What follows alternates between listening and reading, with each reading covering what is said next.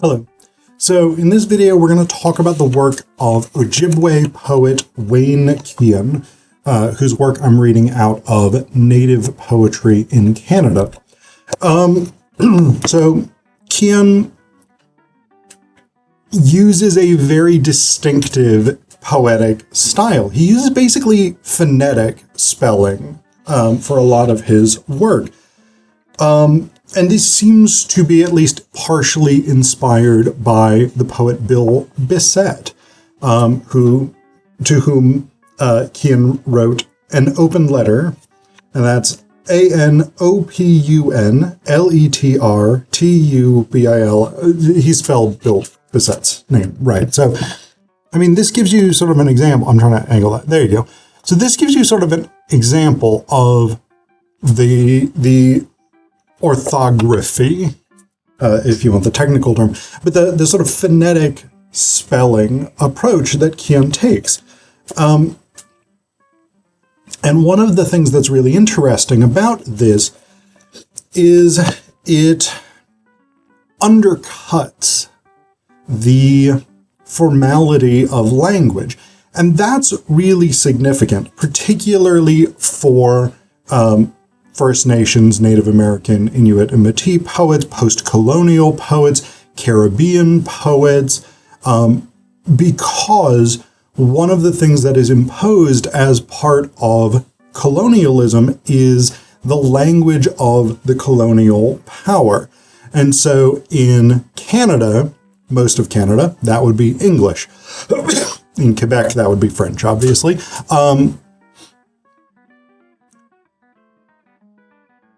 And this is something that we see extensively in post-colonial theory as well as writing, is the deconstruction of the official language, the metropolitan language in the terminology of post-colonial theory, allows for the challenging of colonial authority, and specifically the cultural authority of the metropolitan center, by undermining the linguistic tools of colonialism.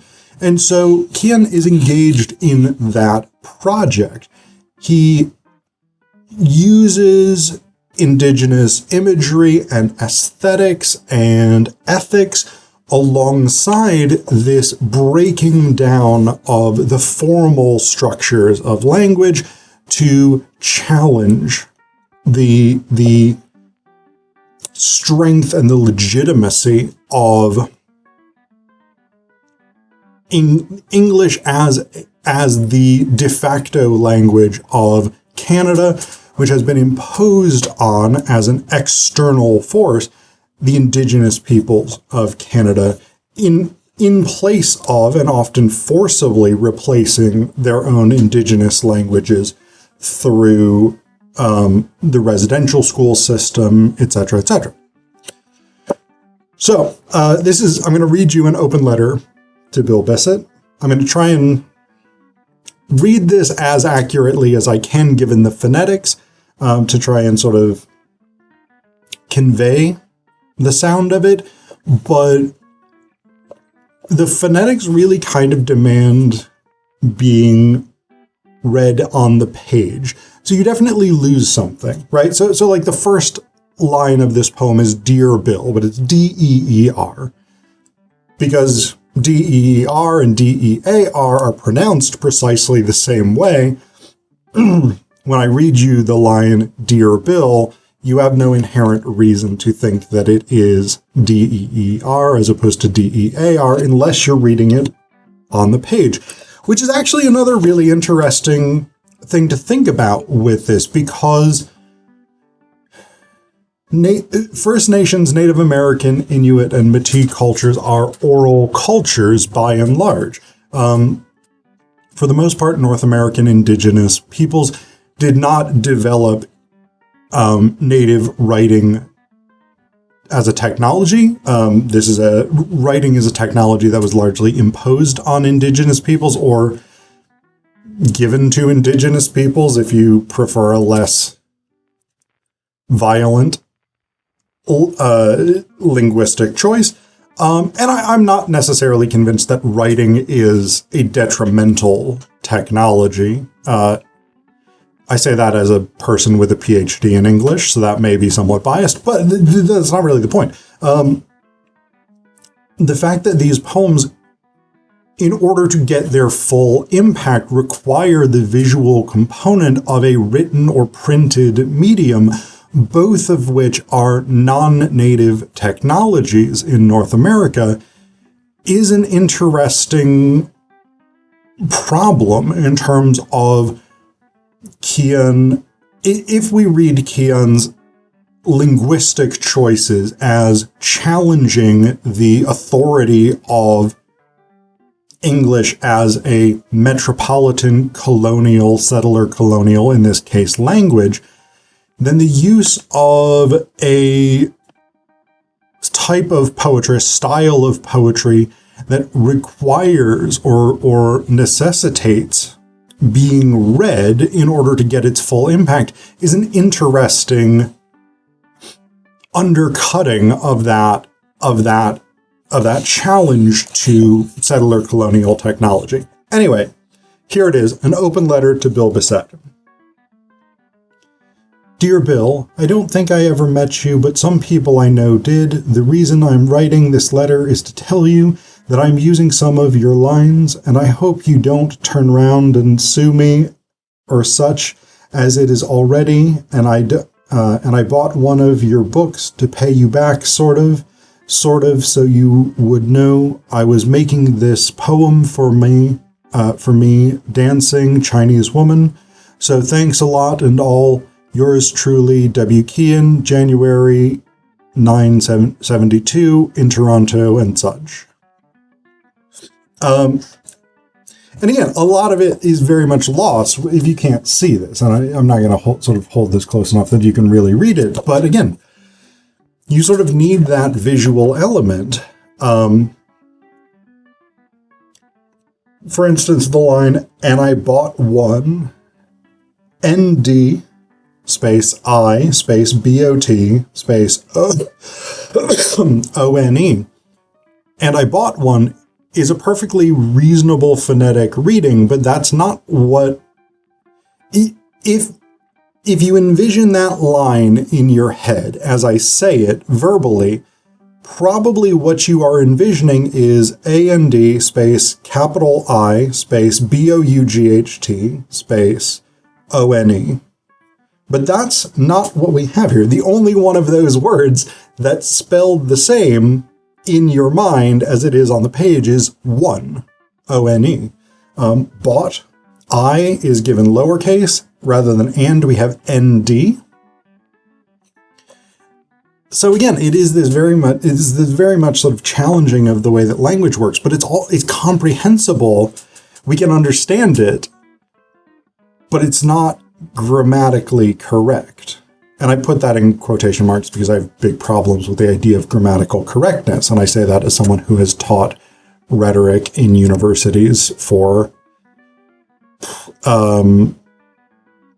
16 years, somewhere around there. So yeah. But a lot of Keon's poems deal with indigenous concerns, issues, ways of looking at the world, and this sense of loss associated with being indigenous in the contemporary world, in settler colonial societies that have largely undercut the existence of indigenous cultures, etc., etc.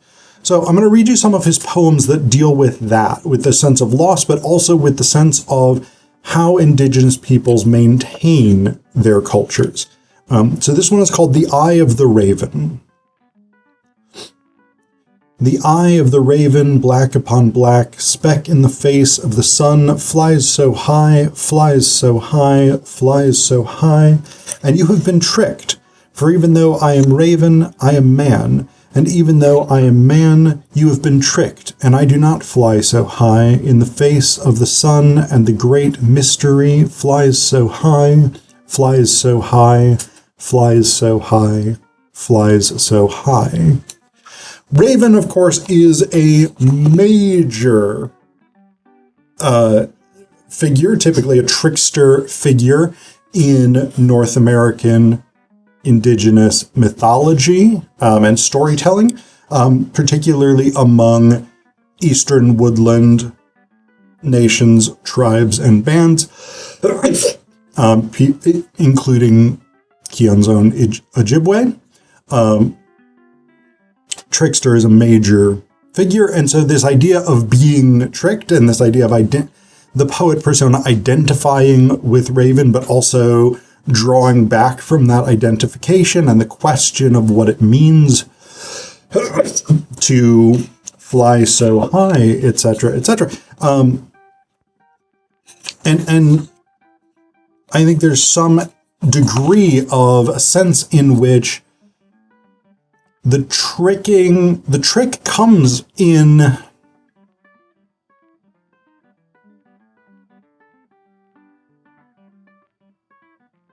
thought that I was Raven, but I'm not.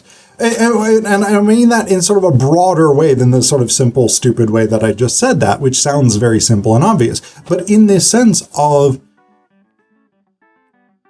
there's this sense of loss. I don't think the trick is entirely on the reader. I don't think it's entirely external. I think it's also a trick on the poet persona, right? This idea of,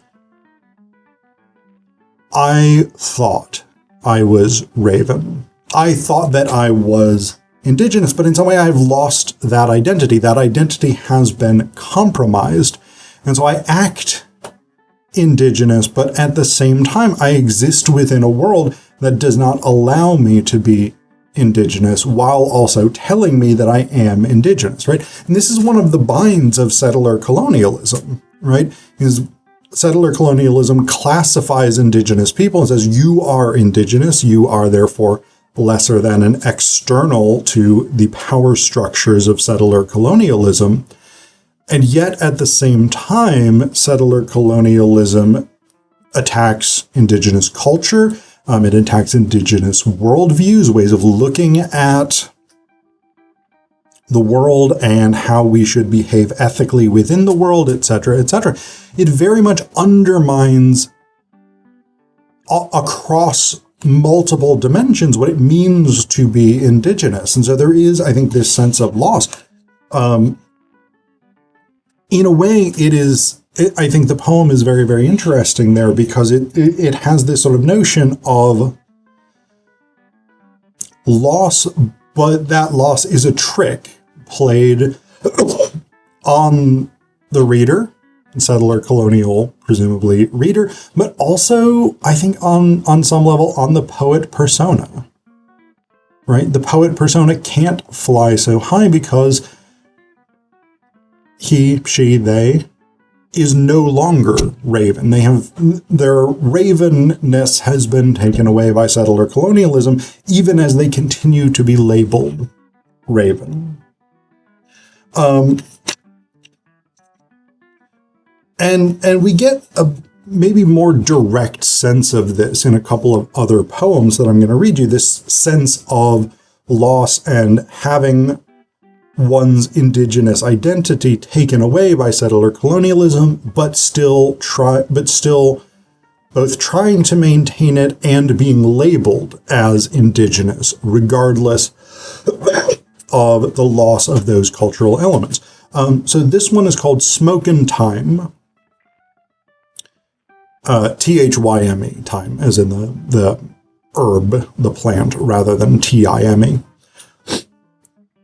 They told me to stop wearing that old medicine shirt to the office, and I agreed this time, but I never told them about the medicine bag I made late in the night, about the cedar flame, the smoke, and the time.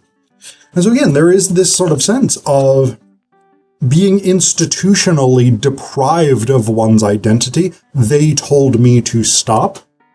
but maintaining that the links to one's own tradition and doing so surreptitiously, wearing the medicine bag, presumably, underneath a more appropriate shirt as defined by settler colonialism. That sort of element of resistance to the cultural authority of settler colonialism, while at the same time appearing to capitulate. And again, I think that we get that very interestingly mirrored in Keon's use of language. But also we have the ambivalence of requiring a print medium, even as the linguistic choices themselves undercut the authority of the English language as the official mode of communication or medium of communication for settler colonial Canada. And then the last one I'm going to read you is, I'm not in charge of this ritual. And again, it's a very much about this sort of sense of displacement, of not feeling that one fits, even in a space in which one is somehow constructed as fitting. So again, I'm not in charge of this ritual. I'm not in charge of this Sundance anymore. I'm hanging here, completely out of it. The lawyers and therapists have taken over. My breasts are pierced and writhen in the blood and pain. I'm not that brave, you know. That's why my children and woman were taken from me.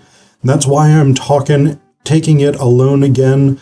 I never did any of those purification rituals. That's probably why this isn't working. And hallucinations start sneaking into my work. I can't stay home because I don't have a home. I live in a room making medicine bags and woven if the silver strands and gems, and wondering if the silver strands and gems I'm putting in them will do the trick. I escape temporarily at night, catching my breath at donut and pizza shops where nobody talks and everybody just eats, munching and chewing and swallowing down, hunger in the night. Despair wouldn't have the nerve to come waltzing through the door here. It would be devoured whole in one fat gulp. They're all looking at me wondering why I'm so skinny and still losing weight. They know I'm not one of them, but I'm there every night, shaken over another cup of coffee, tired and numb from another day of torture. I'm glad when the sun goes down and the crazy cool of dark comes, because there's hardly anywhere left to hide, and they'll find me in the morning and drag me back to the dance in front of the sun.